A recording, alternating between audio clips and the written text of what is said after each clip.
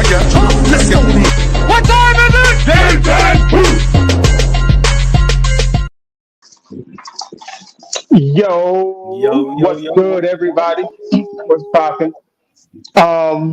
You know what day it is. You know what day it is. The All Pro team is here. It is a football Friday, and we actually had football last night.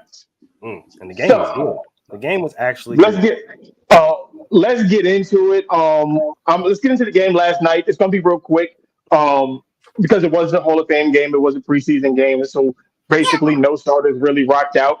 I want you guys' opinions on what you went into the game looking for, looking at. I'm gonna give you mine. The two things I went into the game looking at were two guys that I I stand by. That I stand by. One, Dorian Robinson Thompson. That's my guy. I told people he's probably going to be the best quarterback to come out of this draft. That's just my opinion. I love the kid. Love the kid. Um, I wanted to see if he jumped off the screen to me like he did in high school, like he did in college, and he did. The arm still looked good. The legs. He ran the ball very very well. Like I said, small sample size, but he looks the part. And should something happen to just Sean where he has to miss a game or two, that kid can step right in and keep the offense moving. And I like everything that I saw from him. Secondly, the other guy, Zach Wilson. I wanted to see what Zach Wilson looked like. And I'm going to say this, and I don't care what nobody says about this. I still think Zach Wilson is a very good quarterback. I still think Zach Wilson is the future for the New York Jets. If the Jets go to a Super Bowl, it's going to be because of Zach Wilson. Now, hear me out before everybody starts throwing stuff. It's not going to be this year or next year. I think 3 years from now, I think he's going to benefit from sitting behind Aaron Rodgers this season and possibly next season. But it's going to be when those young kids are in their fourth and fifth seasons and everybody's seasoned and ready to rock and roll, and he's in his fifth or sixth season with the experience he got from sitting behind Aaron Rodgers. He's going to be the guy that takes that team to the Super Bowl. He's going to be the guy once everybody matures. My opinion, he looked good, nothing great. He made his decision making was the biggest thing for me. He wasn't trying to force passes in there, and he wasn't trying to be crazy. If it wasn't there, he tried to get out of the pocket a couple times. He moved around in the pocket very well. He moved from first read to second read to third read pretty good. Like I said, we don't know what it really looks like because he wasn't playing with too many starters. But I still think at the end of the day, he's still the future for the New York Jets. But those were the two guys that I went into the game looking at. What about you guys? GQ. Let me unmute this mic. All right. Let me see if this is working. All right. I'm having like some weird delays and stuff going on here. But I'm gonna start with your Zach Wilson point. I've said this since he was drafted, and I'm gonna keep it this way. Zach Wilson is hot dog water. I don't like him. He came into the league entirely too arrogant, and he got exposed. And I don't like quarterbacks that don't take accountability, and he is exactly that. That will forever stick with me. That will forever be my first and biggest impression of him. If he proves One of us will be right. But one of us will be right. True. Water is crazy though. But let's talk about the UCLA product. That man did exactly what he was supposed to do, which me and Mulu was talking about in the chat last night. He secured his spot on the 53. There's no reason that he should not be the backup quarterback behind Deshaun Watson. 100%. He did everything that he was supposed to do, and then some. Not to mention the running back they had him paired with too, who was also balling out of his goddamn mind too. So, which he's like a running back, a receiver converted to running back. So he's kind of been moved around a little bit, but they used him exclusively in the running back last night. I guess he played receiver for a little bit, but he looked really good last night. Here's my thing about this game that I don't ever understand is like we play the Hall of Fame game as a non-regular game. I feel like we're not doing the Hall of Fame a true justice. I feel like we should be playing that game to open up the season because it's the Hall of Fame. It's the enshrinement ceremony. It's a big, important part of the NFL. But I know we usually try to save the opening game for the the rings and the defending champ and all that other stuff like that. But I think the Hall of Fame is just important as Super Bowl champions. That's just my opinion. I want to piggyback off of something. I want to piggyback. I want to piggyback off of that because you just that I never thought about it that way. That actually makes a whole lot of sense. If I was the commissioner and I was running the league, instead of having a game in Germany, I'd have the game in Canton, Ohio, in the middle of the season for the Hall of Fame inductees. Like it'll just be their moment at that. It'll be their day. All the Hall of Famers, you get there, you do it in the middle of the season where everybody's, football's at its height, and you give these guys their just due. Not to say nobody's watching the preseason game, but if it's week 6 and you do a game, the Hall of Fame game, week 6, week 7, I think everybody's watching that game. And those guys get to feel the love from the community, fans and players alike, for their accomplishments and getting into the Hall. Yeah, I would still say keep the Germany game. Just pick a game somewhere in the middle of the season, circle it, and make that the Hall of Fame game. Mm-hmm. Like it just I do feel like that game should get more justice than it gets. Like it feels weird that it's essentially an extra preseason game for 2 teams. That's really what it is. And that game to me is more important because the Hall of Fame is somebody who's done everything they're supposed to do and then some. And now you have a permanent shrine in the Hall of Fame. Like we should be giving more kudos and more flowers to those individuals, coaches, players, and executives alike. But we've relegated it to an opening preseason game. Right. I think, or last resort, make it part of the Pro Bowl. That's exactly what I was going to say. I could live with that. That's better than still better than a preseason game. As much as we don't like the Pro Bowl, but that at least would be something to look forward to. Because it'll lead into the Super Bowl. It leads into the Super Bowl. Like that whole week, you could just make it a big event. Yep. Well, and especially because they're going into more of this 7-on-7 type of thing, which is still a lot more exciting than the previous game we had. So I could see them building it accordingly. It could be something really fun. Yeah. Definitely. All right, so let me go ahead and preface this by saying I really didn't have any strong expectations for this game. It was really just more kind of seeing where everybody was at. I wanted to really see how young Wilson kind of moved forward and moved along or matured from last year. And he looked pretty good. He had some kind of slip-ups here and there, but for the most part, he looked pretty solid. I'm not gonna judge him off just off one preseason game where he really didn't get to play his full game with the full starter. So for the most part, he did look really well. He had a really good long ball. The deep ball, the deep ball is good. I honestly thought he was about to overthrow it, but the receiver got under it perfectly. I was like, "Oh, that's a beautiful ball." It was some really nice plays yesterday from a young quarterback.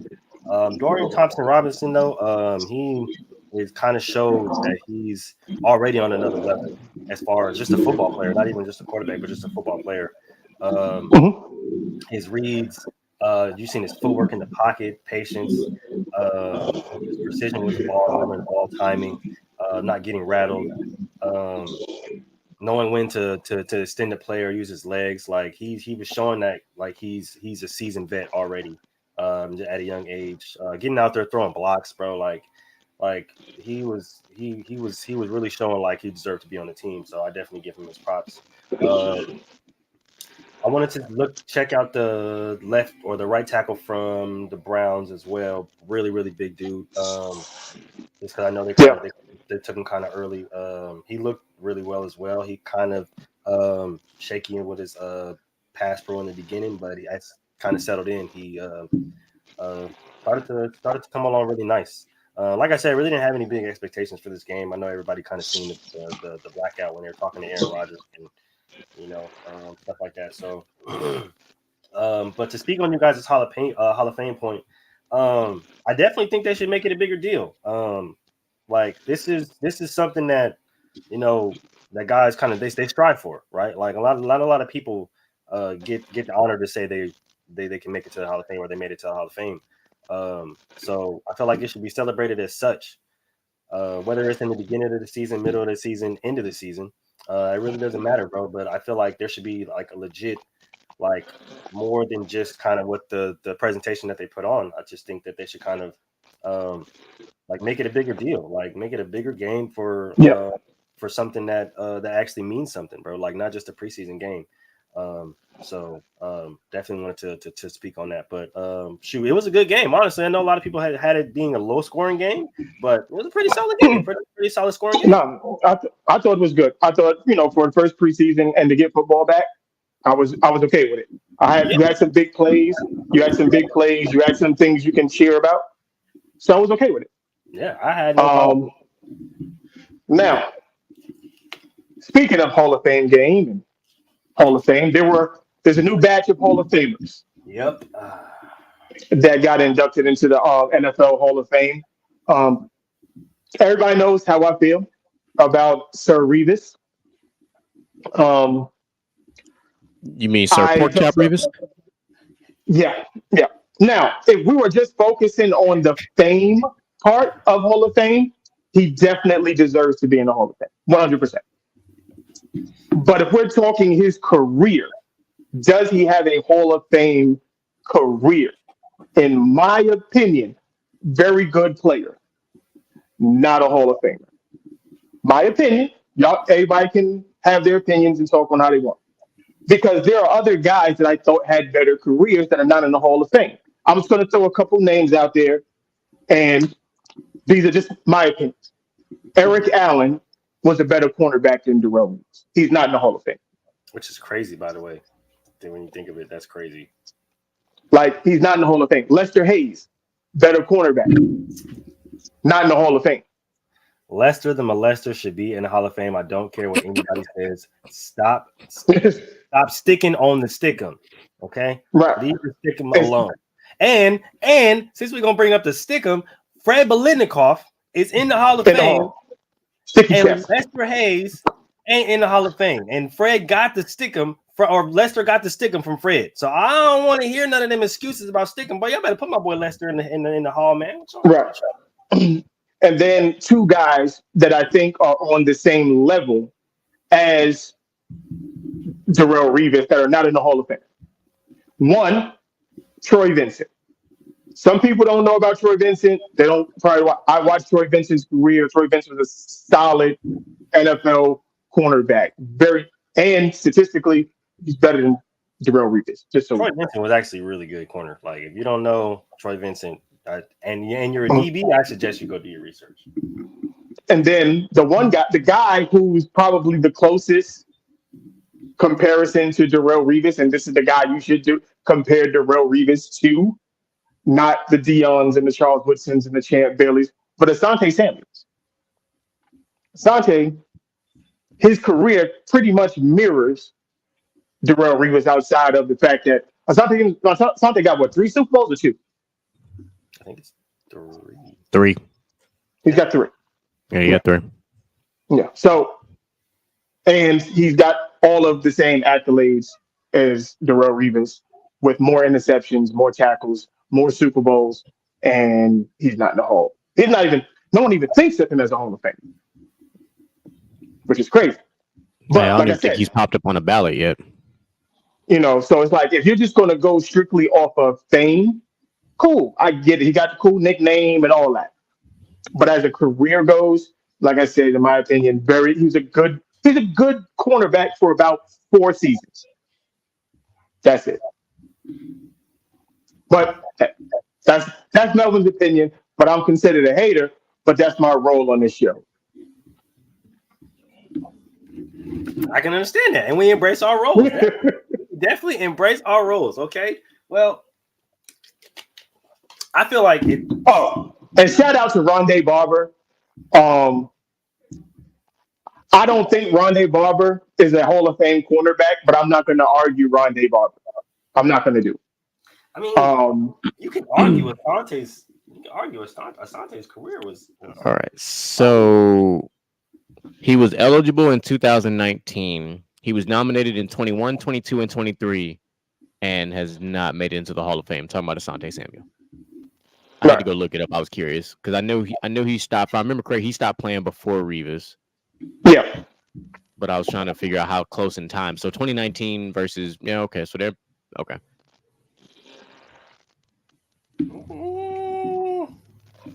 I don't know, It's still not out of. It's not out of the question that he won't get in. I mean, no, I'm just saying. I'm not saying he's. What I'm saying is, they like Revis was first ballot. We are throwing him in there right now, type of guy. When Asante Samuel's credentials are similar, and I would argue a little better. I ain't even gonna lie to you. No, I'm just saying similar because if I say it's better, then people won't call me crazy. But they're better. I'm looking at it right now. They're literally better. 434 tackles, 7 forced fumbles, 3 fumble recoveries, 164 passing deflections, 51 interceptions, 6 touchdowns. Like I could pull up Revis stats, bro. Because mind you, I got him by 30, and that's interceptions. There's another guy who's not in the Hall of Fame who 100% belongs in the Hall of Fame before Darrelle Revis. Does anybody know the name Charles Tillman? Oh, absolutely. Mm-hmm. Anybody? Peanut. Yeah.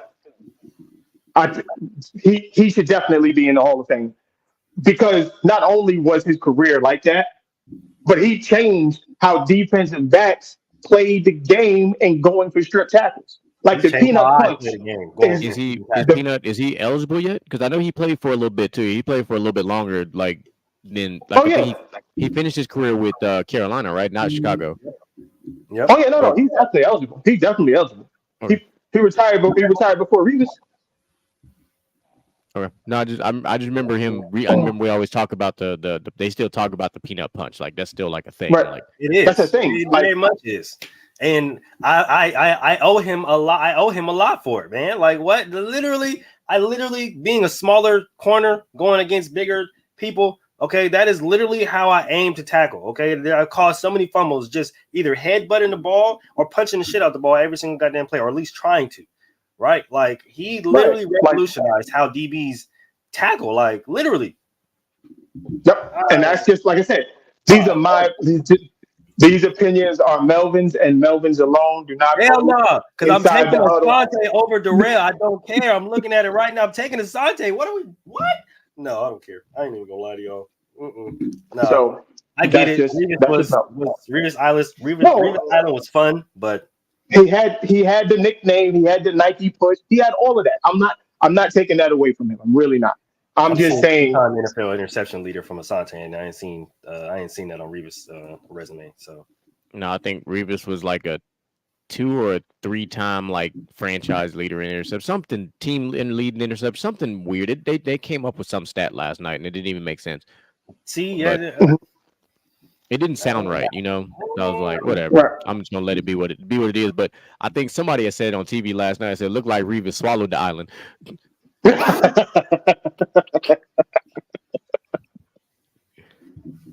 Like he didn't look like a all pro. Like he did not look like an all pro cornerback. He looked like he's in his vacation mode. Like my man looked like his wife was feeding him soul food 6 days a week. Oh my gosh. Like he woke up to macaroni and collard greens. Man, look, somebody check that man cholesterol, man. Oh my goodness gracious! Hey, all that money, man, you gotta be eating good. No, man, because how Joe Thomas gonna have reverse Benjamin Button going on from lineman? No, Joe Thomas looked good. Joe Thomas looked real good. Yeah, and it looked like what Joe Thomas lost, Revis gained. I was gonna say whatever Joe Thomas lost, Revis for surely found. Revis straight up got Unk at the cookout body going on. Hold on, let me clip that one. Hold on, where my pen at? We are at 1937. There we go. Unk at the cookout body. Absolutely. Oh my goodness. That is a real. Now I just got to find a picture or video of Revis from last night. He said Revis is walking around looking like a young Grimace right now. He needs to be back. Crazy. Who else went in? Joe Thomas, we said. DeMarcus Ware also went in. Eric Coryell went in. Shout out to Don Coryell. It's about goddamn time. Demarcus Ware gave us a beautiful opening. He serenaded the stadium with the Serenade. national anthem. The national anthem. If you didn't catch that, I'm pretty sure they have a video that's There's, on Twitter. it wasn't Fergie, so we're okay. I was just about to say at least it was better than Fergie. She always gonna be the I'm worst. not gonna lie. Okay, look, I'm not gonna lie to you. It was for surely better than Fergie, dog. Like that, and that's what's crazy. Because Fergie, you're a real singer, so you should be ashamed. DeMarcus really went up there and outshined your ass. Right. That is crazy. He was hitting the hand notes and everything. I'm trying to tell you, had the microphone. It was perfect. Yeah, he really did his thing out there, man. Right. So that's that. So what I do want to get into, Mooley, you still got the graph, the Hall of Fame thingy? Yep. All right. So what I want to do is we're gonna go through the list. Don't say what they say on there. We'll give our opinions on Hall of Fame or no. That's it. Yes or no on the Hall of Fame on these players. Just your first reaction to the players on that list. Bet. Whenever you're ready, start from the top. Let's see. What we got. First name is Julius Peppers. Yes. I'm gonna go ahead.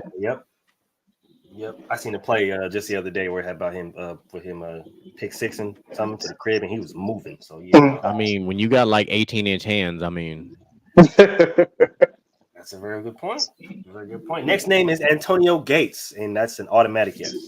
That's a yes. If we talking about amongst tight ends, that's not even a question. Easily. Yeah. Easily. Next name is Terrell Suggs, Big Daddy. I'm gonna say no. I'm gonna say no for first ballot. No for first ballot. He'll make it in, but not for first ballot. Right. I'm gonna say no. All right. We got old man Adam Vinatieri. Yes. That's an automatic yes. That's an easy first ballot. Right. One of the clutchest kickers of all time. Definitely. Next name is Luke Kuechly. Yes. I'm gonna go yes for Luke. I'm gonna say no. No on Luke Kuechly? Not on first ballot. Not on first? Okay. Well, okay. This is just Hall of Fame altogether. No, not first or second. Just Hall of Fame. My bad. So okay, well then we'll play that game. My bad. But I can understand that point. Though. I'm not even gonna lie to you. I definitely understand that point. Yeah. Maybe not. About Luke. All right. Next name is Larry Fitzgerald. That's an automatic yes. Yes, that's automatic. Emphatically. Next name after that, Drew Brees. Yes. See, okay. Yes, just he got a whole. His numbers are stupid, but I can understand why you feel like that, Mel. I'm already there with you. Trust me, I'm already there with you. And when we come to all-time quarterbacks, he's gonna feel my wrath for sure. Name Frank Gore. Frankus Norris. No. Mr. Timeless himself. I was gonna say I Mr. say no. Timeless. No. I could make about 30 all NFL teams, and he wouldn't make running back on none of them. Damn, he said 30 of them. I mean, he'll make a couple of my all. He'd have to make a couple of them, but damn, he said 30.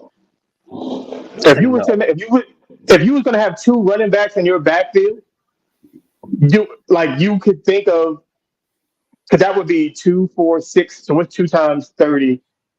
So that's 60. I can name 60 running backs better than Frank Gore. Hey man, all I'm saying is San Francisco and Buffalo. Frank Gore was. I'm not gonna say I can name 60. I definitely. I'm not gonna name 60. That's a conversation we definitely need to have one day. We'll figure it out. Absolutely.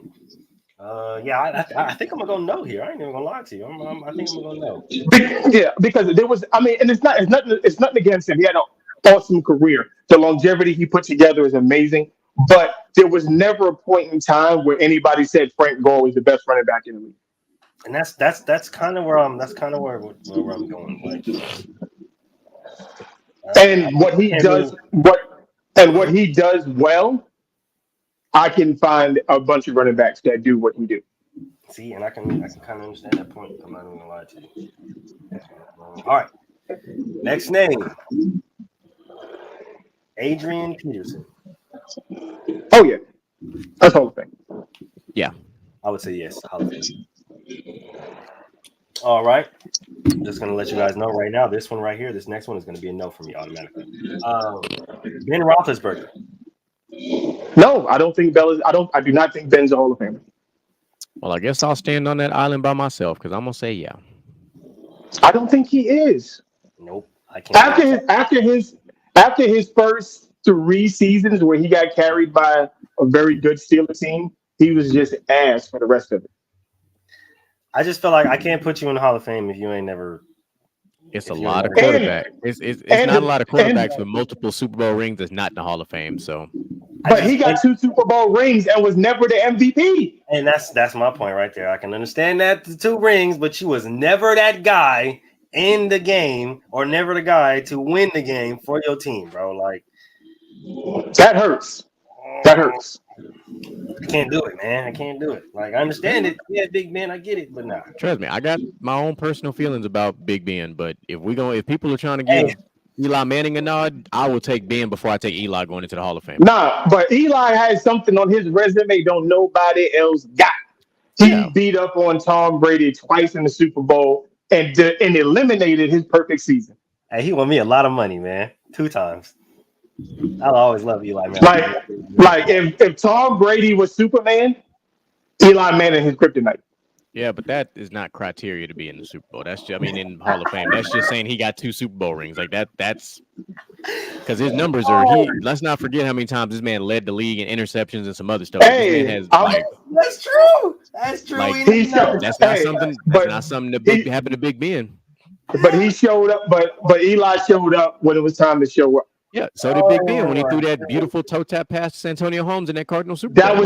That was a great catch by Santonio Holmes. And that was a great throw where nobody else but Santonio could catch that. He threw that bitch out of bounds. Better catch than better throw. He threw that. Twice. Yeah, he threw that shit out of bounds. Yeah, because the first he had him open on the first one, and they said, you know what, fuck it, just throw it the same pass on the other side of the field. Literally, he had him wide open on the first one. It was the same exact play. They switched it on the other side. And it was like, do it again. Hopefully, bring the ball down a little bit and keep that motherfucker bound. That's enough. I ain't gonna lie. I'm a Ben Roethlisberger hater mainly because I don't like the Steelers and all Steelers fans. So, right, yeah, I just But that is what it is. Who's next? What we got? All right, who's next? Rob Gronkowski. Yes. Tight ends it's hard to debate when you're an all-time great tight end. You're getting in. Yeah. When you're one of them, tight ends are a unique position. So although there is one all-time tight end who's I think he has more catches and yards than all of these bastards not put together, but all of them, which is Jason Witten, and he's not in the Hall of Fame. We're not gonna talk about that. We'll get there in a second.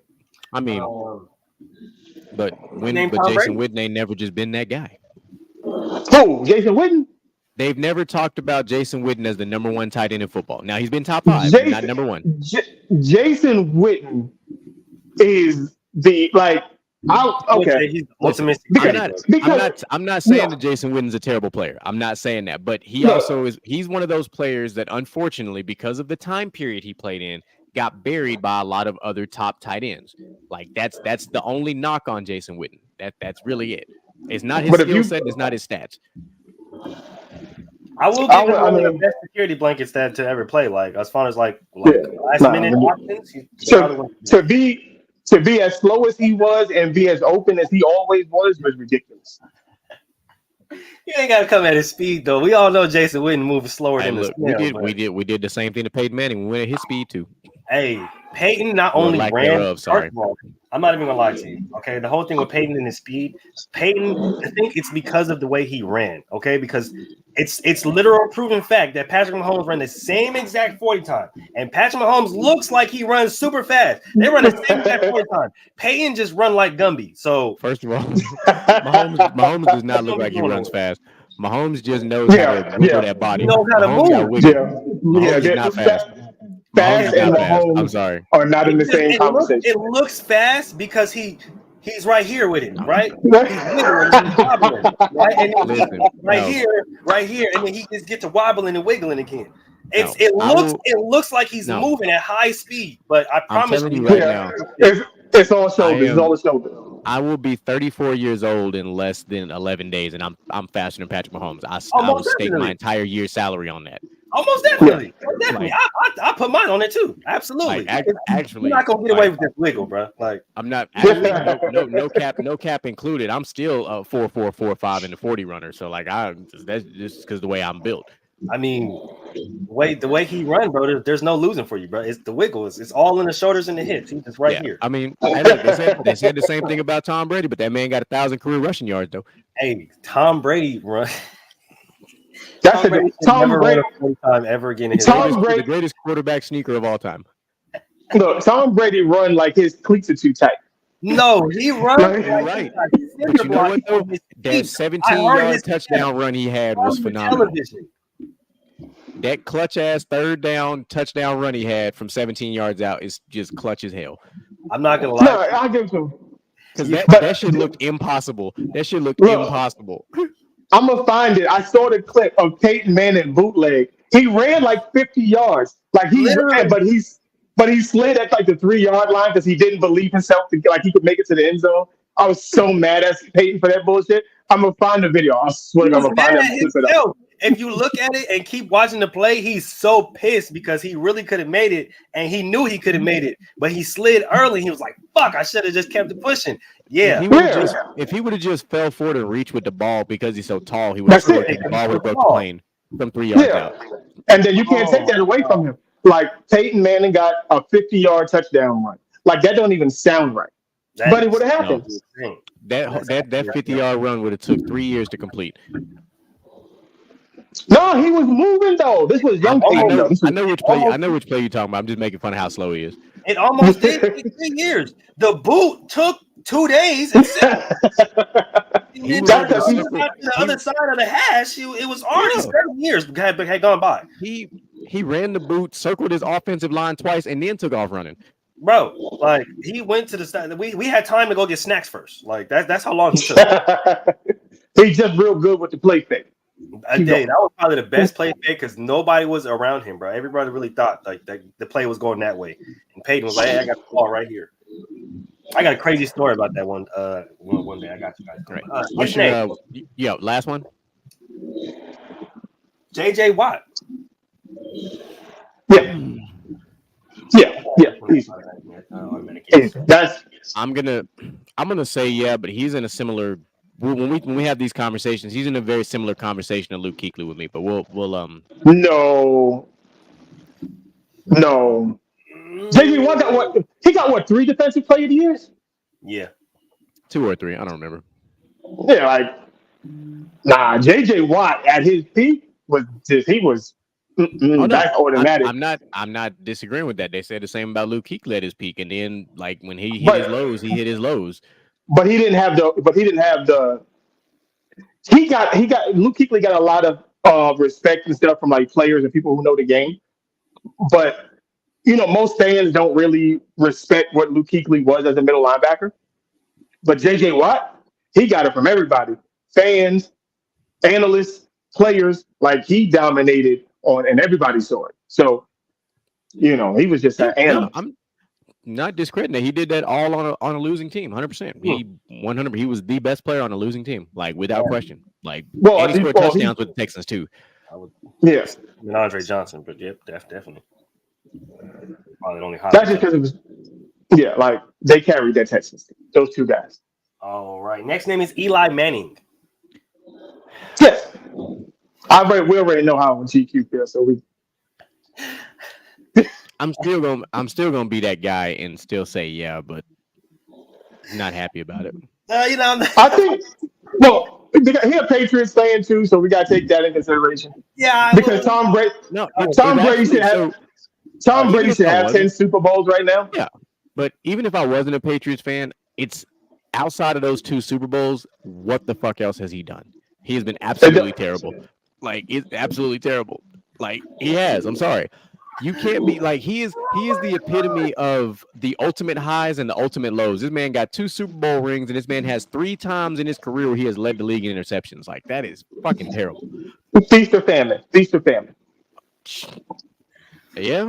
Oh, I mean, he man. also was half of the equation for the, Odell's greatest catch too. I mean, somehow, if you want to Also count true. that as one of Yeah. his things, he did throw that ball, even though, And he got the help. it He was got against Dallas. It was against the, Dallas, the, and I'm the David Tyree catch, like the David yeah. Tyree catch, the Mario Manningham pass, like he Now got some.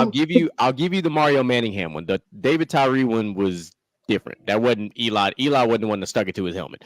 Now the Mario Manningham was a phenomenal throw. I was a dot. Like it, I think it's I'm more. not saying that Eli can't throw, because I do think Eli actually has some dot to him. It's just he had a lot more Yeah, turnovers no, than I know anything what you're else. saying. I think it's more as far as the David Tyree catch. I think it was more his showing his capability, because he was damn. Yeah, him. He should have got sacked. He should have been ate the fuck up. He should have been sacked 3 times in that play. Don't No, remind me. Trust me. literally. I know. Trust me. I know. Quite literally. So I think it was more that than anything. That man had an elevated Madden slider for that one play. That man's elusiveness on Madden is like 10. That man had a 40 on that play. Easily. Yeah. Like, I mean, it still ain't better than the one that Tony Romo got JJ Watt on, but true. No. He took all of JJ Watt's ankles, and that's athlete for athlete, and Romo is definitely a better athlete than Eli. He took not only his ankles, he took his knees and his hips. Did. That man ate turf. That man was picking turf out of his booty crack. Like, that man had all turf in his body on that play. And it was, when I will say the name again, it was Tony Romo. Okay? It was Tony Romo, and this is when he was still with Jessica Simpson. So it was a time. Mm-hmm. Hey, when he was Jessica Simpson, that man was on a different level. I ain't even gonna lie to you. Next name is Marshall Yanda. That's the tackle, right? Or guard? Yeah. Or guard. Yeah. He's a guard. I think it's a guard. Yeah. I'm gonna give him the nod though, because I'm gonna give him the nod. Yeah. Big guys don't get the love they deserve, man. Like, they really don't. They get overlooked more often than they should be. Definitely. 9 times out of 10, if they mention you in some of these situations, you were really fucking good. So yeah. Or you were the cause of a lot of holding penalties. Also true. That's also true. All right. Marquise, catch my fade Pouncey. Who? He said Pouncey? Marquise Pouncey. Yeah, he said catch my fade Pouncey. No. I'm gonna say no.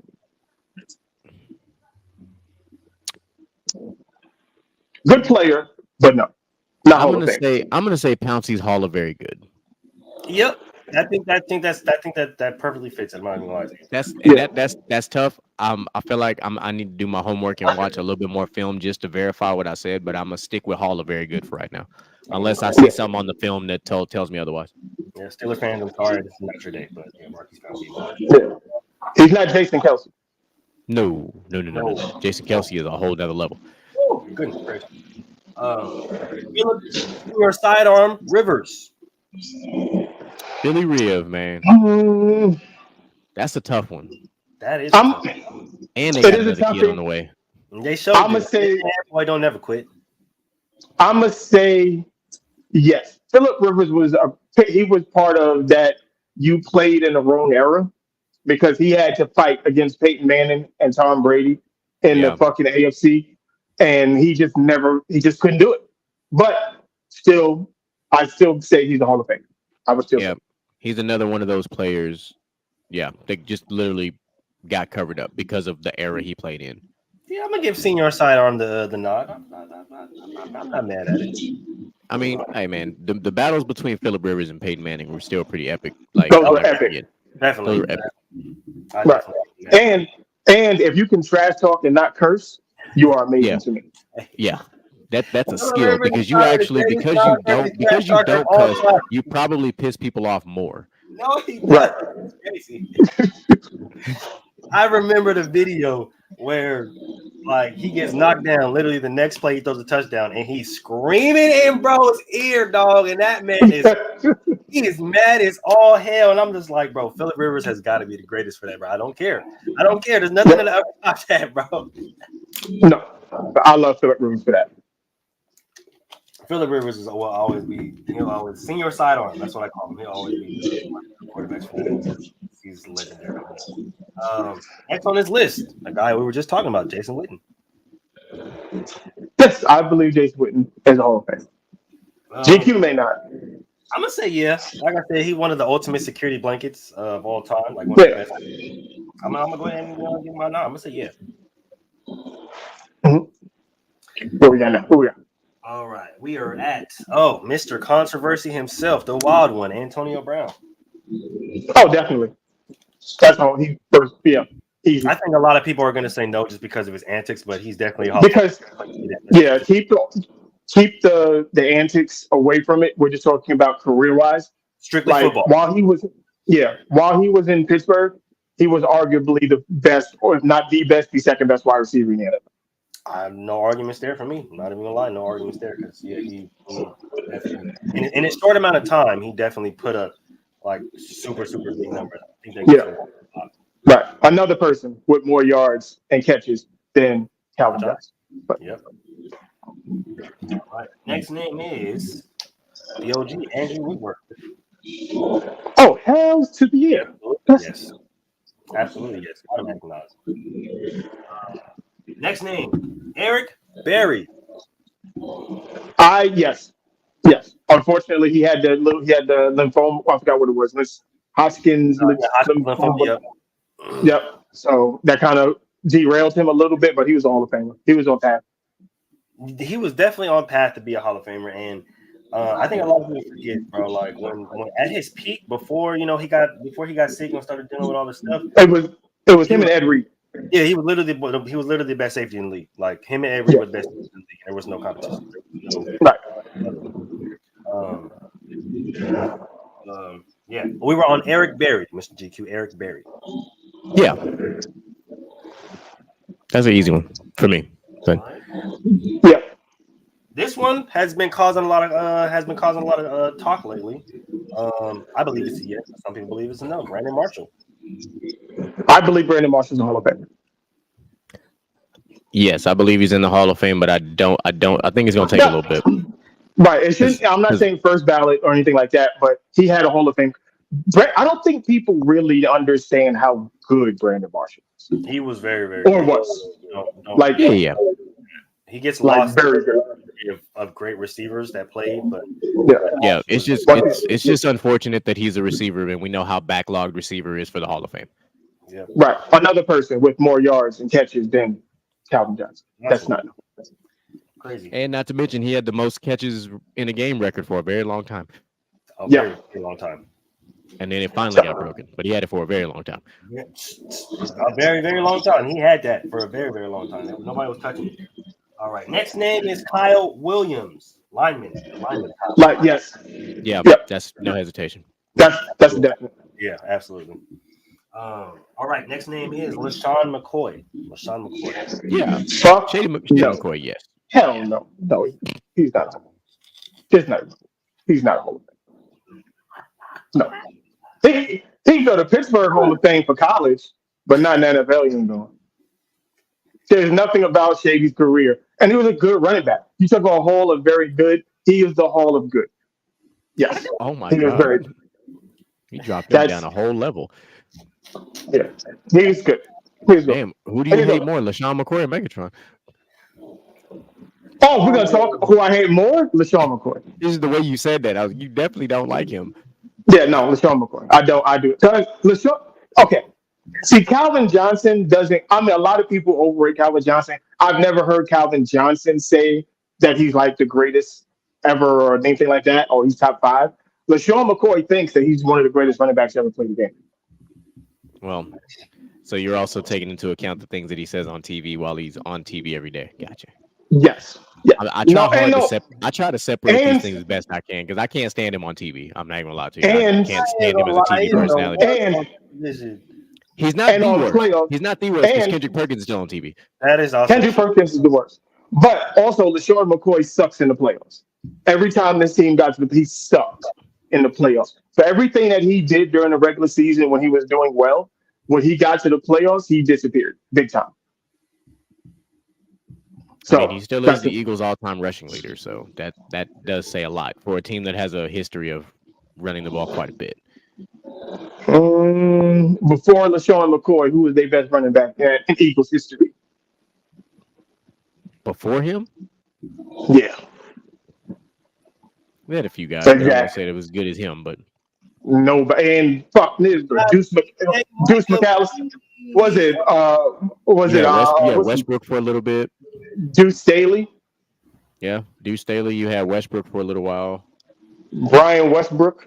Yeah, Brian Westbrook was pretty good. He was pretty good. Like he was a solid Yeah, running back. Like, he was a solid running back. I'm not saying he was phenomenal. I just said he was a solid running back. yeah. But to say that you're the best running back in Eagles history is like being the smartest retarded person in the Hey, class. that's cool, but you know what? There are only 32 franchises, and you are the all-time rushing leader for one of them. That still goes on your resume. Okay. I mean, Okay. Oh yeah, I know what you're saying. I know. I got it. I mean, But think LaShawn about it. McCoy How bad is is it not. that you have a franchise like the Chicago Bears that did not have a 5,000-yard passer ever? Like, But then, like the I said, fact that, you look at their quarterbacks. You like yeah, Jim but McMahon, Rex Grossman. And you're like, oh but no, bunch of but shit listen, niggas. but what happens when Justin Fields does it? Now what? He plays in the passing league. Hey, that sound. The Bears have been around for a very long time. The Bears But had a chance to draft. The Bears had a chance to Justin Fields. draft Patrick Mahomes and chose Mitch Trubisky. Right, they could have And Patrick drafted Mahomes would have Deshaun definitely, Watson. yep. And both of them would have been 5,000-yard passers for the Bears. Easy. Yeah, Justin Fields is not throwing for 5,000. He at least gonna throw for 4. We don't know. We'll see. Oh no! Absolutely, my boy going for 4 this year. I'm a hot take that one. DJ Moore is gonna be a 1,000-yard receiver this year, and Chase Claypool gonna be close. Chase Claypool gonna be 800 yards. Darnell Mooney will appear to be about 7 or 8, and Cole Kmet gonna be about 6 or 7. Yeah, I think he can be a 4,000-yard passer this year with the Bears. Yeah. Okay. If you add the 1,100 yards, he's gonna have rushing. Yep. That's it. Bears winning that league this year. It's gonna be 4,000 yards passing. Rushing is extra credit. Extra credit. Telling. I don't see it, man. He gonna be out there skipping passes like goddamn rocks on the river. Mel gonna be talking all that shit, and then we had a fantasy draft for Dynasty. He gonna draft him because he know that rushing upside is big. No, I'm definitely not drafting Justin Fields. That shit is out of the question. Look, even my co-host down there said it. Come on. I'm not. Y'all got it. Y'all. Justin Fields. Okay, we'll see. Like the season is on the way. Justin Fields throws for 4,000 yards. Yeah. I will be shocked. Yeah. Listen, Yeah. I got faith in Sunday. my boy, on Sunday, we will have a month until the season starts. All right. He's ready to kick some ass and take some names. Okay. So we'll see. He got kick. If he got enough aim to kick somebody in the ass. Hey, he got it. Don't worry about it. You feel me? If not, he just gonna run him over. We ain't worried about it. All right. Hey, look. At least unlike Tua, he gonna actually finish the season. I mean, unlike Tua, he can throw the ball over 50 yards. Next name, Greg Olsen. In the wrong direction. Man, Greg Olsen. No. Hall are very good. Yeah, I gotta say Hall, and that's unfortunate with him being another one of those tight ends. But yeah, I'm gonna say Hall are very good. When I look at the film again, I might change my mind, but I'm gonna keep it at Hall of Fame. Hall of very good. Sorry. No. Is he even a top? If you say top 10 all time, the answer is no. Yeah, he's not. That's no. I'm saying 15 or 20. No. I don't think so. Yeah, no, I don't know about top 20 all time. I don't think so. Yeah. Yeah, no. So I think we did our top 10 tight ends, and he was nowhere to be found. We 100% did our top 10, and he didn't sniff it. Yeah, not even remotely. If somebody has Greg Olsen in their top 10 tight ends of all time, please come on the show and explain to me how in the hell. You're a Panthers fan. That's the only thing I'm buying. That's the only way. That's the only way. That's the only logic I'm buying. But having Greg Olsen in the top 10 of yours, because there's no other next gen stats, no second level stats, like none of that. No, there's no argument other than I'm a Panthers fan and I love to watch him play. That's it. Yep. I don't even think if he just misses out, he's nowhere near. No. Lie to you. No, he chasing the bus to the Hall of Fame. Like he's not even on it. I don't even know if he chased the bus. They told him what time the bus got there. The bus has already left. Okay. Nah, he met the bus at the stop because he couldn't get on. Right. They were like, no, the seat, you got no more seats for you. Can't sit here. It was the wrong stop. And what's crazy is buses hold 50. Exactly. Can't sit Here here. we go. That's how you know. All right. Alex Mack. Yes. Yes. Absolutely. All right. Alex Mack. Last, but certainly not least. Go for it. Richard Sherman. Nope. All are very good. I'm gonna say no, but I'm saying no. But watch him get in. Because of fame. Because of fame. I'm gonna say no. He's gonna get in, but I'm gonna say no. Yeah, I'm gonna say no. I love Richard Sherman. He was one of my favorite DBs when he was playing in his prime. Yeah, I'm gonna say no. His prime didn't really last as long as it barring injuries and other stuff. But yeah. And I mean, once he left Seattle, what did he do? Yep. At least when Revis left New York, he went and won a Super Bowl. Like, I'm gonna give that, at least throw that out there. At least that happened. Sherman went to the Niners and got hurt again. Yeah, but it's like, I mean, two peas in the pod, if you ask me, but that's just Melvin.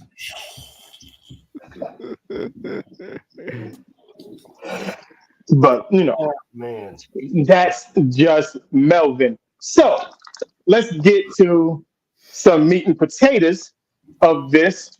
Sean Peyton is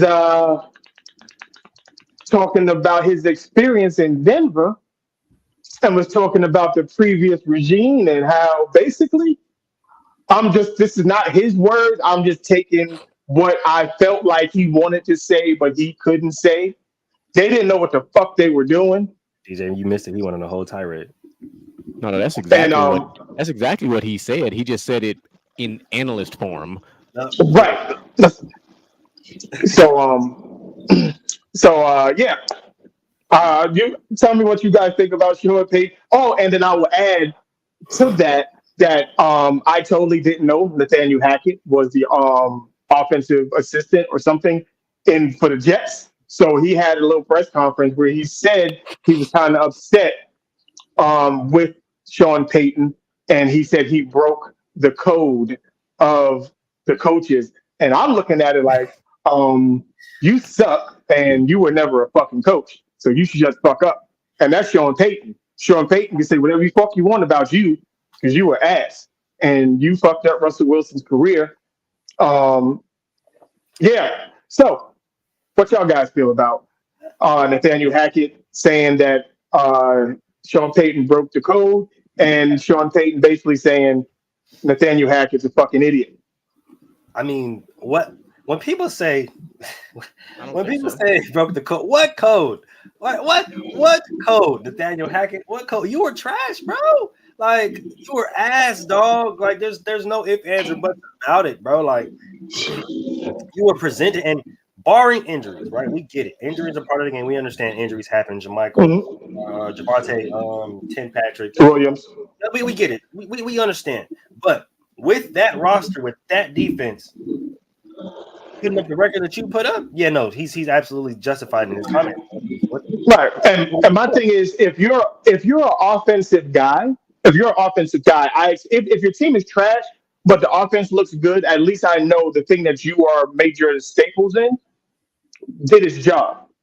But the offense was the worst part of the team. Is that literally the worst part of the team was the offense?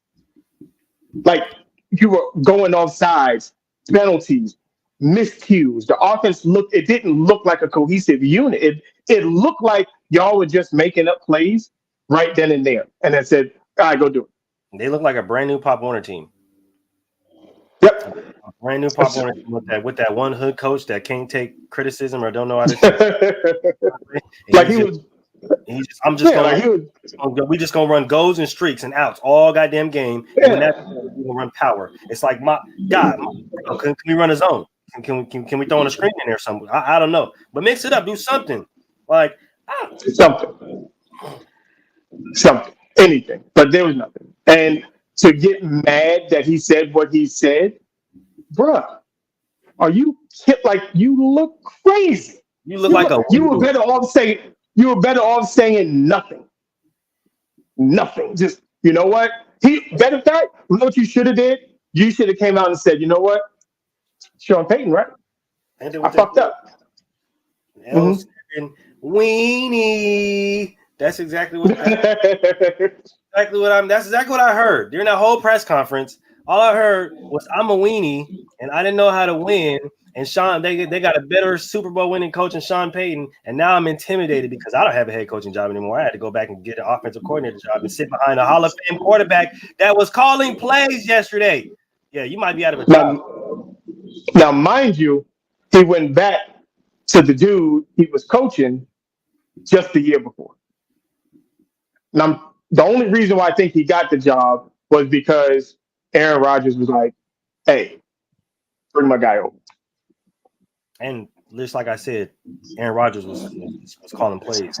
So how much of what was going on in Green Bay was really just you, Hacker, or was it you and Aaron Rodgers, or was it mainly Aaron Rodgers? Or because we know at the end of the day, bro, we know that Aaron Rodgers likes to control his own huddle. He likes to control his own offense, and that's the reason why him and Matt LaFleur bumped heads early on, because Matt LaFleur would have his offense would try to run an offense. Aaron Rodgers would run an offense where he likes checks, like hot routes, etc. Right? Absolutely. It's not even that he's overrated; he's just straight trash. But it's like, to me, I always thought Nathaniel Hackett didn't deserve that job in the first place. Main reason being, I always felt like it was more Aaron Rodgers than it was Nathaniel Hackett, and I still feel like that's it right now, because you ran back to your proverbial dad. I ain't even gonna lie to you, bro. Like, Aaron Rodgers is damn near your daddy now because he made you look good. You went to go get a job and felt like you can do it by yourself. You couldn't do it by yourself. You went running back to the guy that made you look good, and now we find out he's calling plays. He's deciding plays. I'm not too sure this cut out for this, my boy. You might want to go. No, some people are just coordinators, and that's just who they should stay, and that's who they should be all the time. Can I go on my tirade now? Oh, absolutely. Do your thing. I was waiting. So let's go. Let's start with this. Nathaniel Hackett is a hack, first and foremost. Let's start with that. All right. He is absolute 110% booty cheeks. Right? Should not have gotten a head coaching job. Steve Nash did better as a first-time head coach than Nathaniel Hackett did. All right? Let's start with that. All right? You cannot be a coach of a quarterback that went to 2 Super Bowls and make him look better and worse than Zach Wilson at the same time. How? You had a team. You had a loaded team. That offense was ready to win now. You made them look worse than the Cleveland Browns in the same season. Yes, okay. You coached Aaron Rodgers from 2019 to 2021. But did you really? Probably not. You really? You probably just hung out with him on the weekends. Probably did your ashwagandha and whatever else the fuck you did. Went on a dog trip with him in the summertime. Right. They were ayahuasca tripping all day. Like, stop it. Like, you tripping balls. He's the first coach I've seen that took over a position that makes Adam Gase look like a legendary coach. Hey, yo, I didn't. That's a good. You hit it. You Hawkeye that shit. That was straight on. You did that because Adam Gase was also booty cheeks, but he was better than Nathaniel Hackett. Yeah, I think about it like this. When it comes to tenures with the Broncos, we never thought that anybody can do a worse job than Josh McDaniels. Congratulations, Nathaniel Hackett. You did a worse job than Josh McDaniels. He did worse than both of his last 2 stops. Quite literally. Yeah. Like he's making Josh McDaniels' Broncos run look great. And it wasn't. It really wasn't. But look, Josh McDaniels at least made the playoffs and won a playoff. This is true. With Tim Tebow. That man had the power of Christ with him. All right. When Jesus is your quarterback, you're gonna win at least 1 game. He said, "This is true." Is your quarterback? You go. But you see, the problem is 59-32. Hold on. I don't try to get super religious here, but then in the second round they ran into them demons known as them Patriots defense, and Bill Belichick, the king of them demons, and made that man look like an afterthought. I was going to say he ran into Lucifer himself and Bill Belichick. Well, the Steelers were supposed to exercise that in the first, but they just totally fumbled. Demarius Thomas. His bag literally ran away from them. Shout out to Demarius Thomas. like me and Micah talk about this often, and Nathaniel Hackett might go down as one of the all-time greatest dumbass millionaires of all time. Oh, quite literally. Easy. I wouldn't even know. Easy. I'm not even mad Like, at how I'm can not you even- be a grown ass man in the profession of professional sports and look that bad? that bad. And be Like, clueless about it too. And be clueless Yeah. about it. bro, you have two now, and now don't get me wrong. Let's preface this accordingly, because Russell Wilson, you also have to be blamed for this too. You are a quarterback. Your job is to manage the game. That's why I hate the term game manager, because all quarterbacks are game managers. Fuck that. Yeah. You No, know, every single because one. guess what? No matter which side of the field you own, there's a big ass clock. You already know this. So I gotta put blame on the quarterback too. But Look, I'm gonna tell you, I'm gonna put this on Russ. I'm gonna tell you, look, like my dad used to tell me, if you hang around stupid motherfuckers, you're gonna be a stupid motherfucker too. And this is what happened with Nathaniel Hackett. He said there's two big ass clocks on each side of the field. Which is true, because god damn it, why did y'all have so many damn penalties? Look, when you hang around stupid, you become stupid. That's what Oh happens. my god, there is no. I just feel like there's no excuse, bro. Like you was out there legitimately. I seen high school coaches coach better than him. Like, and I've seen Pop Warner coaches that are better game organizers than what Nathaniel Hackett was. And I'm just thinking, like, there's no way you can be this upset when a Super Bowl coach, and granted, I understand, the circumstances, right? But a Super Bowl coach comes in and speaks like, man, fuck that. We better make the goddamn playoffs with this goddamn team. What the hell? Motherfuckers who was here before had to be just incompetent because there's no way. There's no way. Looking at this roster, top to bottom, top 10 defense, and without injuries, potentially top 10 offense. Not even potentially, top 10 offense. So how the fuck did we do that last year? There's no way. Yeah, no. What Sean Peyton wanted to say for everybody out there that didn't really understand the press conference is you're a dumbass. That's what he wanted to say. That's you're in a nutshell. That's what it was. That's pretty much what it was. Yeah. Just to let you know. Staying with these if we can get you on the show, we got Micah. We're gonna get you on here, Micah. Sticking with the Broncos, let's get into the Broncos got problems. Okay, the Broncos got problems. This is not a Sean Peyton thing. I'm not going to put this on Sean Peyton. He is inheriting a lot of goofiness. So injuries have been kicking people in the butt the last couple of weeks. Tim Patrick, unfortunately, out for the season. But that's minor compared to their defensive lineman who decided he wanted to be a complete idiot. And he's facing, I think they said, maybe 2 years in jail, some nonsense like that, for betting on football. And I think it was Iowa or Iowa State game. It was Iowa State. Shortly after the story broke about the quarterback that's involved in the same thing. Goodness gracious! Right. So gosh. I don't understand this whole betting thing. I really don't. It drives me crazy because I don't understand it. I don't know what the allure to betting on sports is. And that's maybe it's just a me thing. I don't get my thrills out of betting. I don't like losing money. That's my biggest thing. So I'm not betting on something I don't have control of. So this betting crisis that is going on inside the NFL with players is absolutely retarded to me. Also, who else? Ronald Jones is he got suspended. I forgot how many games for PEDs. I think it was 4 to 6 games. Yeah, I think it's 4. Because Alvin Kamara got suspended today too, officially. Yeah, because Alvin Kamara got suspended. Yeah, I was gonna get to Alvin Kamara on because he got for the fight that he got into out here in Vegas. Zach Moss broke his arm. That happened in practice. So I guess that happened in practice. So yeah, injuries are piling up and stupidity is piling up in the NFL. But hey, that's why we're here. The football season is right on our ass, and we're gonna talk about all this goofiness that is happening.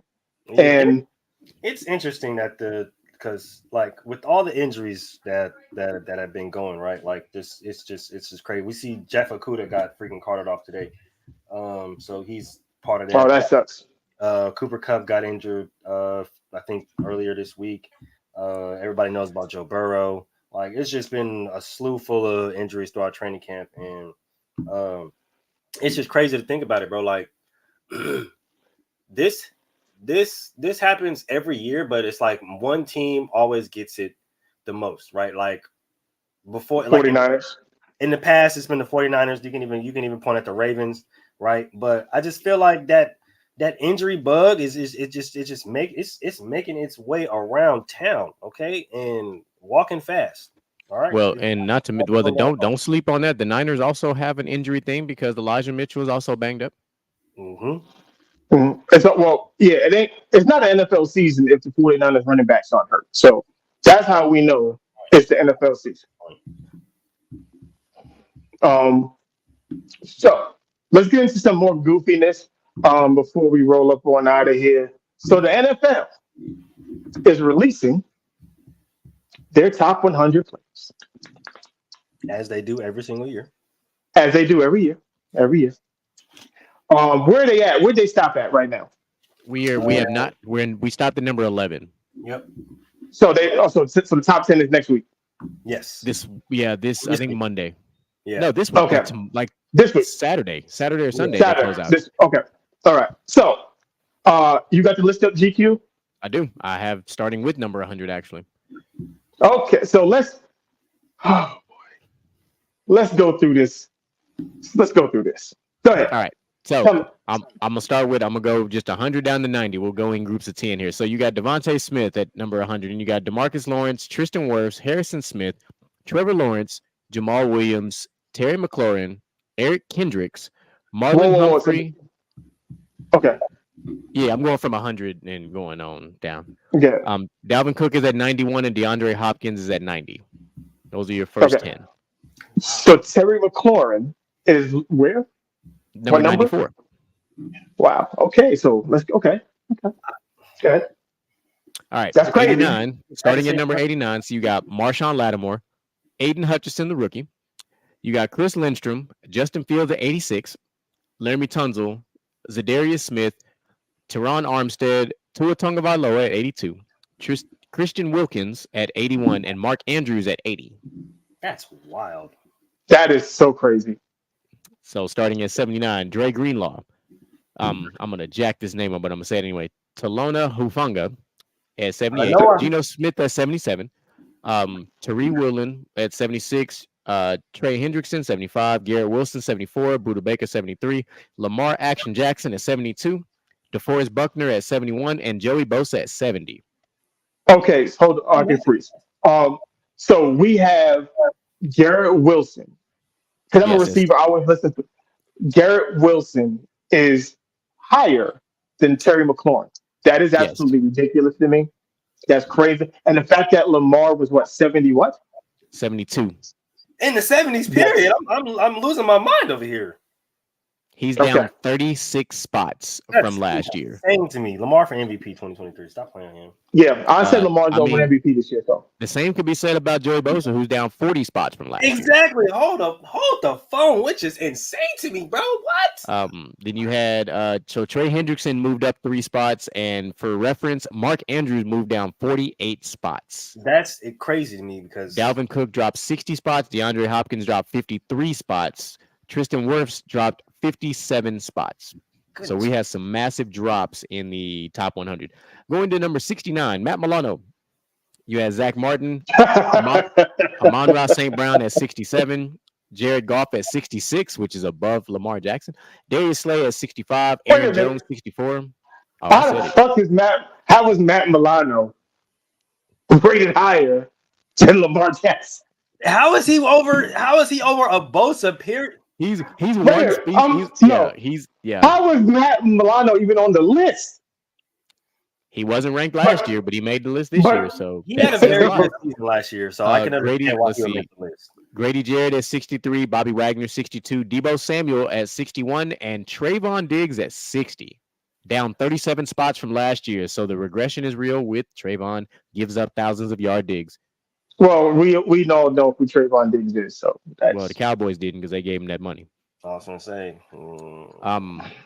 At number 59, up 22 spots from last year, Justin Simmons, free safety for the Broncos. So that's solid movement there. I think he's good. Jeffrey Simmons down 4 spots. Jordan Poyer at 57, down 12 spots. Dak Prescott down 12 spots at 56. His teammate Tony Pollard at 55, who was not ranked last year.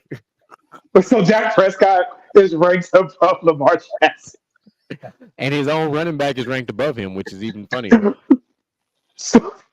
Okay. All right. Brian Burns is 54, 22 spots higher. Mike Evans is at 53. Up 36 spots from last year. Jonathan Allen at number 51, down 48 spots from last year. Aaron Rodgers. And just signed a new contract today and up 19 spots. Cameron Jordan at 50. Okay. This is crazy. At 49, not ranked last year, but finally made his crack. Patrick Surtain II is at 49. Hassan Reddick also made this list, who didn't make the list last year. Cooper Kupp, down 43 spots from last year, is now at 47. CJ Mosley, who did not make this list last year, is at 46. Cam Hayward, down 3 spots, is now at 45. Up 19 spots from last year is Jalen Waddle at 44. Where we at? Okay. So Jalen Waddle. Yeah, I'm sorry. Up 34 spots from last year, Demario Davis. Up 57 spots from last year. This is a massive jump for this particular player. Kirk Cousins at 42. Right. Oh my God. 30 spots higher than Lamar Jackson. Yeah. A player who did not make this list last year made it this year at 41, Lane Johnson. I had another player who did not make this list who made it this year is at number 40 is Quinnen Williams, who just got a new contract. Funniest person in the So this one threw me off, and I don't understand it himself. But at number 39, down 15 spots from last year, Jamar Chase did not make the list last year, but made the list this year, but made the list before as well. Khalil Mack at 38, up 34 spots from last year, Jason Kelsey. At 36, down 27 spots, the injured Jalen Ramsey. Did not make this list last year, but has made this list multiple times. At 35 is Christian McCaffrey. Up 61 spots. Biggest jump on this list so far. CeeDee Lamb at 34. They're sick. CeeDee Lamb. Okay, I see it. Yeah. At CeeDee Lamb. Uh-huh. Wow. Up 19 spots from last year, Matthew Judon at 33. Up 8 spots from his spot last year, Justin Herbert at 32. Did not make this list last year, made this list this year at number 31, Saquon Barkley. And then up 13 spots from last year, Derwin James makes number 30. That's crazy. So far, so crazy, right? Yep. Big, at number 29, number. Yeah, at number 29, he's up 4 spots from last year. Nick Chubb, Mr. Consistency himself. Did not make the list last year, made the list this year at 28 is Dexter Lawrence. Down 21 spots from last year is TJ Watt at 27. Dexter Lawrence, who did not, Dexter Lawrence did not make the list last year, made the list this year. Another player who did not make the list last year, made the list this year is Jair Alexander at 26. Down 13 didn't make the spots. list last year? Holy shit. No? he was hurt. He was hurt. Yeah. Oh, that's down, okay. Down 13 spots from last year. Derrick Henry's at 25. Biggest jump by a defensive player thus far, up 60 spots from last year, Roquan Smith. Okay. Another player who did not make the list last year but made it this year is Sauce Gardner at 23. It's crazy, but okay. Follow that list up with another player who didn't make the list last year, made it this year, is an A.J. Brown at 22. 25 spots from last year at number 21 is Austin Eckler. Down 9 spots from last year is number 20 is Myles Garrett. What? Yeah, Myles Garrett is number 20. He was down 9 spots, which means he was at number, 13? No, 14. 13 or 14 last year. He was top 15 last year. Now he's number 20. So, Crazy. So up 2 spots from last year, which is like a weird jump. George Kittle's at 19. A player who did not make the list last year that made it again this year now at 18 is Minkah Fitzpatrick. Another defensive player with a massive jump up 42 spots, Max Crosby at 17. So we're saying, and I love Max Crosby. Don't get me. I don't. Man, this is not a slight at Max Crosby. 42 spot jump is huge. Right, but to say Max Crosby is better than Myles Garrett is ridiculous. Well, but it gets better. At 16, up 10 spots from last year, Stephon Diggs, or as we now are going to call him, Nuclear Stephon Diggs. At number 15, up 32 spots from last year, Mr. Quiet, consistent leader himself, and Fred Warner. Okay. At number 14, He literally didn't change spots. I don't think I've ever seen this happen. But Trent Williams at 14, He should be higher, but that's okay. he moved no spots. He is in the exact same spot he was in last year, number 14. That's insane. I've never seen a player stay in the same spot in the top 100 like that. I've never seen Yeah. it. Down 6 spots from last year, Devontae Adams at 13. His teammate, who did not make this list last year, Josh Jacobs, is 1 spot ahead of him at 12, and down 9 spots and out of the top 10 for the first time in his career, Aaron Donald at 11. Wow. So that means okay. So August 7th is the top 10. So that's a couple days from now. So that means the top 10. I did not hear. Who did I not hear? There's a couple quarterbacks. Patrick Mahomes, Jalen Hurts, Joe Burrow, Josh Allen, Trevor Lawrence. Oh no, Trevor Lawrence. Wait, never mind. I'm missing one more quarterback that we was talking about. So did Herbert? Unless the top. Yeah. Do what? Did Herbert make the list already? Who? Justin Herbert. Justin Herbert. Yeah. Herbert made the list. Herbert's in the 30s.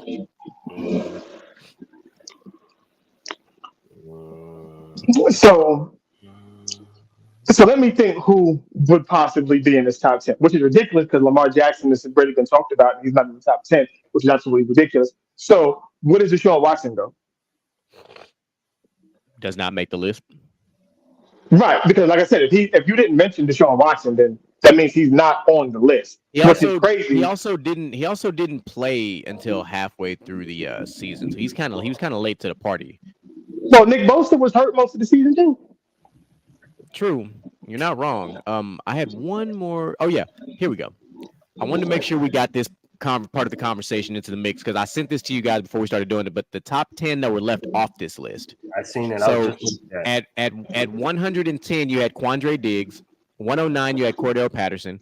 108 you had Kevin Byard. 107 you had James Bradbury. 106 you had Joe Bettino. Sorry about that. 105 TJ Hawkinson. 104 Jimmy Ward. 103 Alvin Kamara. 102 Jordan Brooks. And 101 DK Metcalf. I'm sorry, I disagree with DK Metcalf being left off the top 100. I don't think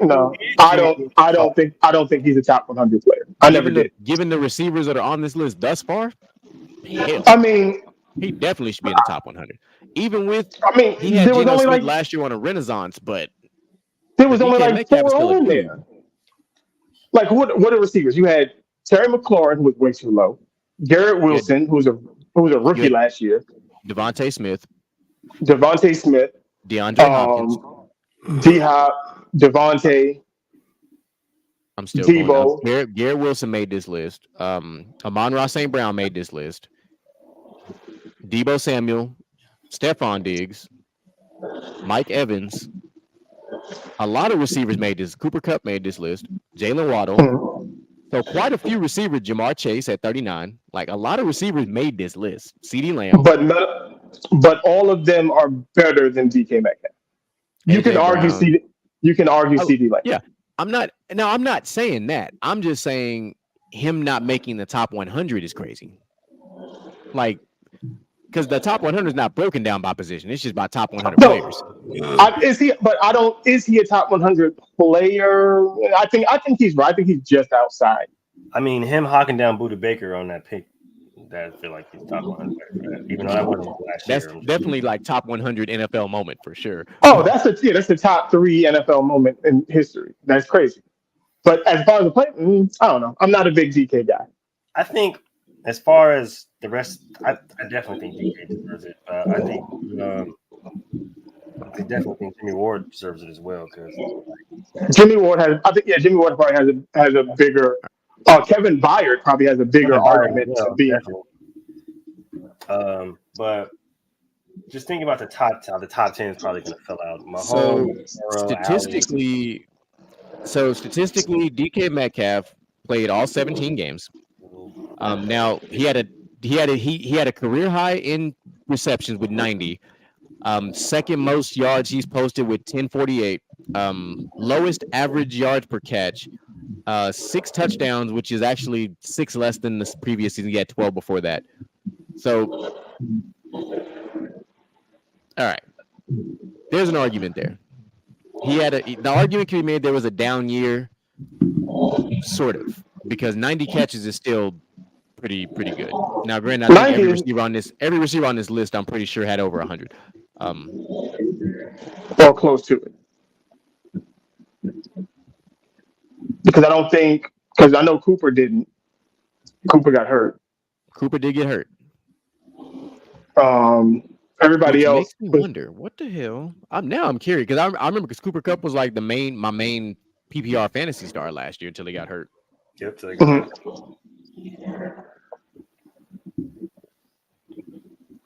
I think. Well, we're missing Justin Jefferson and Tyreek Hill. Yeah, which they're both probably going to be on the list for sure. So you got in the top 10. Yeah, you'll have Justin Jefferson definitely, Tyreek definite, Mahomes, Kelsey. Yeah, no, miss me with that. Cooper Kupp played 9 fucking games last year. He shouldn't have made it over DK Metcalf. Hell no. Now, I will say it's impressive because over 9 games he had 75 catches, which is not too bad. Which means he was on pace for some shit. He was on pace for some shit. He was definitely on pace for some dumb shit. They both had 6 touchdowns. He had 812 yards in 9 games, which not gonna lie, that's actually impressive. But yeah, that's pretty nuts. I mean, if he had 11 more, he had 9 more games to go. Yeah.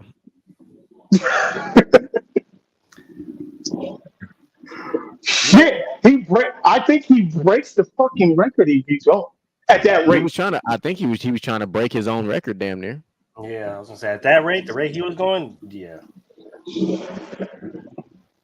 Because you said how many yards did he have in 8 games? 812 in 9 games. And I'm not gonna lie, he was without question the best player in fucking fantasy for a very long time last year. Yeah, no, I think he really threatens that single season record, and he keeps going like that. Well, that offense is pretty pedestrian going into this season, so that their whole offense is literally Matthew Stafford and Cooper Kupp. Oh yeah, quite literally. Yeah. So this is a dope ass show. I'm not even gonna lie to y'all. See, this is what I like. See, football season. The blood is pumping. Like, we good now. Like, we got. See, the football mojo is now going through through us right now. I got some other shit working too. I'll let you guys know. I might get it today or tomorrow. I got some shit working in the background. So I'm excited. Hopefully it comes out the way that I want it to. Yes, look, this is Inside the Huddle. We've been waiting months to get to this point where we can talk football, really give our feel for the game. And we got our first game last night. We're gonna have some more games this weekend. It's time. Like, this is us. This is us. This is where we are. So we want everybody to definitely tune in, hit all the socials, because I'm going to be talking football craziness from here on out. It's going to be crazy. That's all I'm going to say. Gentlemen's Talk is popping. If you're not watching the daggone, man, we just closed out the round of 32, and y'all missed a phenomenal round of 32. All I can say is, if you're a fan of childhood cartoons, you won't be shocked by the overall winner, but you might be shocked by the final 4. Right, like this is what we do. We won't be working a lot. We got Moolage got some shit working in the background. Oh yeah, you got some stuff. I can tell you to give the fans some stuff to look forward to coming soon. Actually, coming as soon as this weekend. Actually, Mr. GQ, aka myself, will be going live because we finally have the From the Sidelines Dynasty League completely full. So I will be going live. We will do a live draft order, and we will get the divisions finalized. I can tell you, Labor Day, Labor Day is the day we will go live and draft the Dynasty League because ain't nobody at Okay. work. Ain't nobody got no excuse to miss this motherfucker. So all I'm gonna Well, I'll say be is at work. I still buckle up, work, ladies and but that's okay. gentlemen. It's gonna be on and popping. I can't wait to see how these divisions shape out. I know how one division shapes out because I've already Right. masterminded it, and I'm doing that just because Yeah. I'm fucking with It Mel, so I had to purposely. do it. You're I right. had to do it. It It's did. too funny. It's just funny, but it's gonna be live. I'm looking forward to it. So I'm putting on my commissioner hat multiple times this season. So you're gonna see everything football related going down. So that's what I got. Yep. It's just yeah. Now we this is it. This is the moment we have been waiting for. We've been patiently waiting. We've been building up for this moment for football season. We got a lot of football content that's brewing up. Like I said, Mool's got the flag stuff going. We got the fantasy coming. Like I said, I'm coaching a women's football team this year, so I'm gonna have the girls on the show. We're gonna do some interviews. Hopefully, I can get some film. The games will be on ESPNW. So as we get all of that stuff popping, we'll bring all of it to you guys. But and then GQ, he's gonna have all of his. We might have to squeeze some of his track stuff if he can get it going. You can Oh, see, I can make figure it we out. can. Oh, there's always a way. We're gonna say it like that. There's always a Yeah, way. But we will most figure it out. definitely, tune in next week. We got a bombshell for you on Gentlemen's Talk. We continue the From the Sideline Chronicles, and this time, your boy Mr. GQ is up. Oh, So we peel back the curtain on who the hell is Mr. GQ next week. okay, definitely, The definitely. interview is gonna be live. DJ Micah B and either a combination of either Moolage or Troy is gonna be running that interview, and I'm just gonna sit my happy ass back and answer questions and stir the pot a little bit. Yes, sir. Yeah, so we like this is the evolution of from the sidelines as well as gentlemen's talk as well as basket to basket, player versus team. We got the fantasy thing coming. We got inside the huddle. We This is the evolution. We are multifaceted. We are dope at everything we do. Just so you know. Hey, just We just did. look at the TikToks. That's all I'm saying. Look at the TikToks Yeah, we are because dope at what we do. Gentlemen's Talk is creeping. We As creeping. as my two brothers eloquently stated, follow all the tags. I see it. It's football season. The energy is high. Everybody's excited for the game to be back. As are we.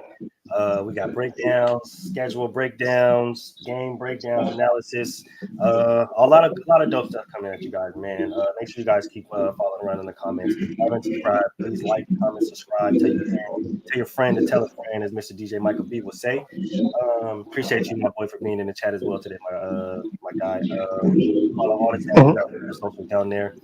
Please support, bro. We're trying to get really to 1,000 for the end of football season. If y'all can fuck with us on that, I promise you we're gonna make it worth your while. Oh yeah, But that's the goal, man. We're gonna look. We gonna trying to 1,000, let's get it. It's 5,000 it's that by time. It's that time. by mid-season. By the time we ready to take our little mid-season bye week, let's Mhm. get to 1,000. 2,000 by the end of the season. We're gonna give you the content. Y'all just got to show the love. You just gotta That's show it. up, pop up on us, rock with us, pop up in the chat, talk your shit, or put your comments on the screen, and let's have a good time. But Yeah. that And is hit the TikTok, hit the Twitter. Moolage is on Twitter. Just all day, all day, find the Twitter. Moolage is on the Twitter. all day. All right.